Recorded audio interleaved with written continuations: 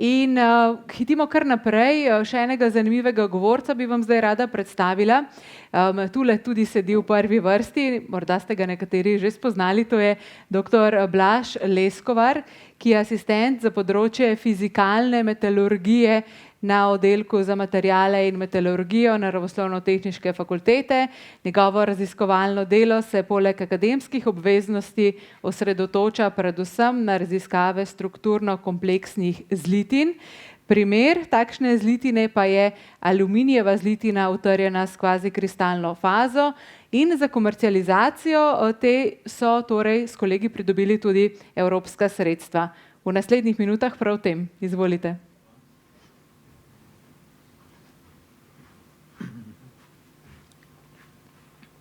Lep pozdrav, kot je že bilo predstavljeno, sem Blaž Leskovar z Naravoslovno-tehniške fakultete in danes bom predstavil potek razvoja te naše kvazikristalne zlitine. Najprej bi vam rad predstavil samo, kaj so kvazikristali, kaj sploh to je, potem kako je potekalo laboratorijsko delo, na to, kako smo prišli do ciljev našega projekta KESKOSI in na koncu to naše industrijsko litje, ki ga izvajamo v Iskri ISD.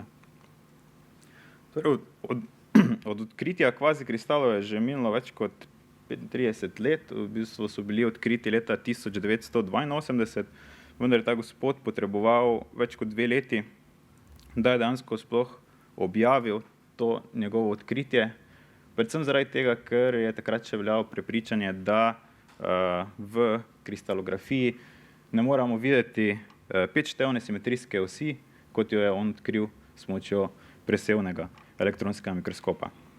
Zato odkritje je sicer v začetku veljal za kvazi znanstvenika, ampak kljub temu smo na to leta 2011, kar nekaj časa po odkritju, podelili Nobelovo nagrado, ker so seveda dokazali, da poleg teh 5-števnih osi dejansko obstajajo še drugi kvazikristali, kot so oktagonalni, dekagonalni in dodekagonalni, in v odvisnosti od tega imajo seveda različno simetrijsko os, kot lahko vidite 5-števno, 8-števno, 10-števno in 12-števno. In kaj je to razlika? Zdaj, če si predstavljamo, da imamo v tradicionalni kristalografiji 1-števno, 2-števno, 3-števno, 4-števno in 6-števno simetrijsko os, lahko s takimi liki dejansko pokrijemo nek prostor oziroma lahko pokrijemo neko površino. Če pa imamo 5-kotnike, 8-kotnike, 10-kotnike, 12-kotnike, pa tega ni mogoče. In zaradi tega pride do izraza kvazikristal oziroma nekaj, kar ni povsem periodično, ki bi sledilo nekemu redu dolgega dosega na bazi te tradicionalne kristalografije. Zakaj so zdaj ti kvazikristali tako zanimivi? Je predvsem zaradi tega, ker imajo majhen koeficient trenja, majhno toplotno prevodnost glede na kovine, veliko trdoto, kar je pomembno predvsem za zlitine, kot vidite tukaj primerjavo med komercialno zlitino 7075, ki se uporablja v letalski industriji, ter nano kvazikristalno zlitino, ki jo lahko opazite tukaj. Vidite, imamo dejansko dosti boljše mehanske lastnosti, vendar je pa problem v tem, da potrebujemo visoke ohlajevalne hitrosti, da dosežemo ravno te mehanske lastnosti. Zdaj, če pa govorimo o aluminijevih kvazikristalih, pa seveda govorimo tudi o dobri odpornosti proti koroziji. Za nasplošno je znano, da so lahko zlitine utrjene z enih izmed teh naštetih mehanizmov utrjevanja, torej prenasičena trdna raztopina, izločevalno utrjevanje, utrjevanje zmanjševanja velikosti kristalnih zrn, oviranje drsenja in lezenja na mejah zrn, deformacijsko utrjevanje, disperzijsko utrjevanje, kar je utrjevanje s fazami, in tukaj bi lahko dejansko ušteli tudi te naše kvazikristale, ter potem masna fazna transformacija, ki dejansko temelji na spinalnem razpadu. In kaj je zdaj pomembno, oziroma če hočemo dejansko doseči industrializacijo, seveda se moramo rešiti teh zelo visokih ohlajevalnih hitrostih, tako da mi ciljamo dejansko na tale bulk material, kjer bi lahko dosegli mejo tečenja oziroma zlomno trdnost pri nekje 500 do 700 megapaskalih, kar že dejansko segamo proti jeklu. Zdaj za aluminijeve zlitine je pač značilno, kadar govorimo o gnetnih, da dosežemo nekje 600 megapaskalov na tezno trdnost, pri livnih pa okoli 400 megapaskalov, odvisnosti od samega raztezka. Če pa seveda želimo to preseči, pa potrebujemo ta nov mehanizem, ki uporablja amorfne ali pa kvazikristalne faze. En primer take zlitine, ki smo seveda odlili v našem laboratoriju, je videti na tej sliki, torej imamo tukaj mikrostrukturo, to so ti naši dendriti, ki lahko vidite, kako so globoko izjedkani tukaj na tej sliki in seveda okrog teh dendritov je potem aluminijeva matrica in kaj dela te kvazikristale posebne, je prav to, da imate dobro povezavo med to duktilno matrico in trdno fazo in to dejansko vodi k povečanju mehanskih lastnosti. Zdaj sam potek laboratorijskega dela, seveda to ni potekal tako, da je prišla ideja lani in smo to naredili, ampak je dejansko bilo potrebno zelo veliko časa. Lahko rečem, da že več kot 15 let se ukvarjamo s tem. Najprej je začel seveda profesor Markoli, na to smo nadaljevali mi z našimi diplomami, magistrskimi deli in potem seveda z doktorati. Sinteza dejansko poteka zelo enostavno, uporabljamo različne elemente, ki jih pretalimo v elektroporovodni peči in nato odlijemo v bakarjeno kokilo, da dosežemo dovolj visoke ohladovalne hitrosti. Te vzorce nato izrežemo in jih uporabljamo za svetlobno mikroskopijo in nato naprej za mehanske lastnosti. Zdaj, uporabljene metode so tipične za samo metalografijo oziroma za samo metalurgijo, torej optična, rentgenska, in tako naprej.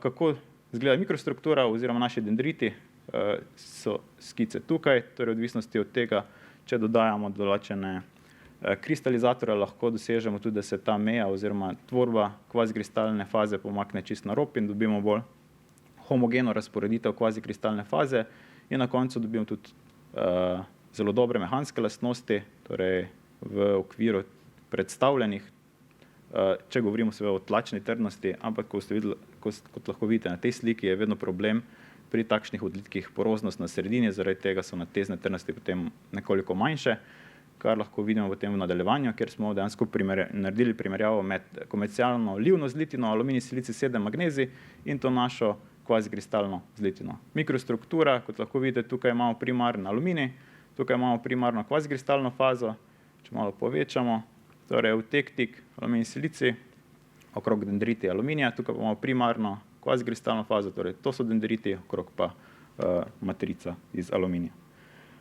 Kot sem že omenil, poroznosti se ne moremo izogniti, torej v vseh primerih je prisotna, medtem ko pri siliciju je znano, da se razširi, ne pri krčevanju, zato je ta tukaj mogoče malo manjša, ampak kljub temu imamo mehanske lastnosti dosti višje in če bi primerjali, torej če vzamemo za kup to poroznost, lahko vidimo, da je bile mehanske lastnosti za 30% više, kar pa dosežemo že okrog 350 megapaskalov mejo tečenja, kar pa je že zelo dobro.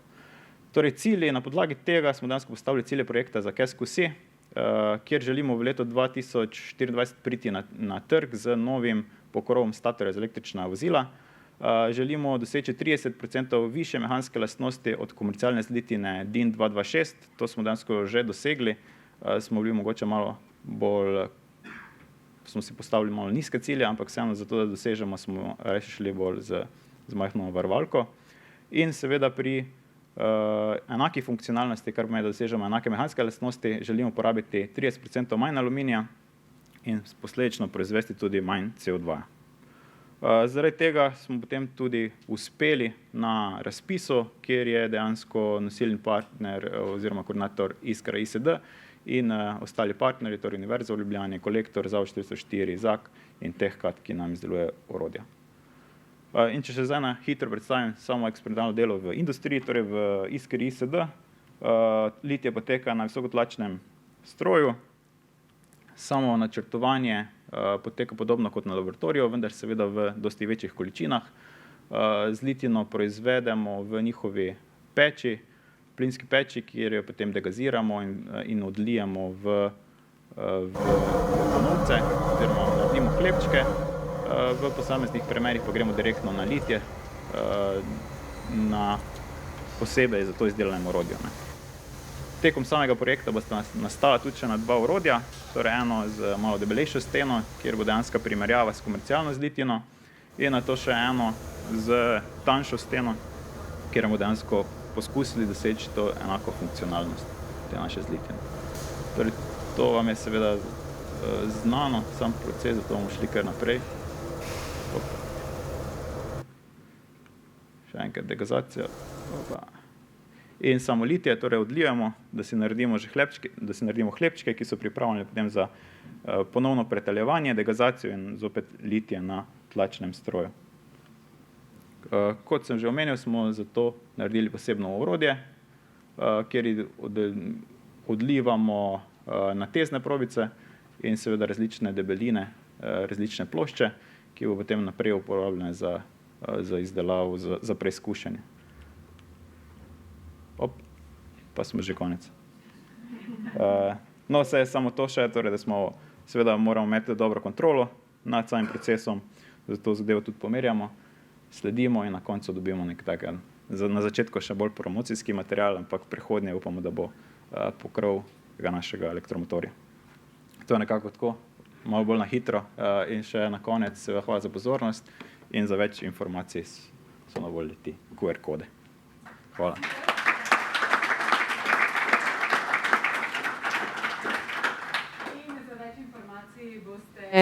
Za več informacij boste seveda z nami tudi na okrogli mizi, tako da še tam dodam kakšno vprašanje, morda zdaj vseeno, ker ste šli precej hitro čez to predstavitev. Kaj pa je bil največji izziv, s katerim ste se soočili pri prenosu te inovacije iz laboratorija na industrijsko raven? Saj smo razumeli, da ne gre hitro in brez izzivov, ampak če lahko kakšnega vseeno izpostavite.